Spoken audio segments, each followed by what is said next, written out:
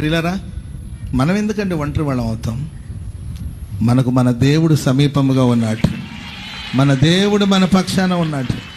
క్షణమైన ఆయన మన ఒంటరిగా విడిచిపెట్టాడు. యుగ సమాప్తి వరకు సదాకాలం ఆయన నీతో ఉన్నాడు, ఆయన నాతో ఉన్నాడు, ఆయన మనతో ఉన్నాడు. ఆమె చెప్పండి గట్టిగా. వాళ్ళతో మాట్లాడంటే 500 రూపీస్ రీఛార్జ్ చేయించుకోలేమో. ఏ రీఛార్జ్ అవసరం లేదండి. ప్రభువాని నువ్వు పిలవగలిగితే పలకడానికి నా దేవుడు నీకు అందుబాటులోనే ఉన్నాడు. నువ్వు ఎంతసేపు వాళ్ళైనా 5 అవర్స్, మీరు ఇచ్చిన 500 అయిపోయిందండి, ఇంకా ఉంటానండి అంటారు వాళ్ళు. కానీ మన దేవుడు ఉదయము, మధ్యాహ్నం, మధ్యరాత్రి, అర్ధరాత్రి, అది ఉదయమైనా, అది పగలైనా, అది శ్రమలైనా, అది బాధలైనా, నీ సంతోషాన్ని పంచుకోవడానికి ఆయన నీకు అందుబాటులో ఉన్నాడు. నీ కన్నీళ్లు తొడవడానికి ఆయన నీకు అందుబాటులో ఉన్నాడు. ఆయన భుజం మీద నీ తల వాల్చి బోరని ఏడవాలనుకుంటే ఆయన భుజం నీ కొరకు రెడీగా ఉంటుంది.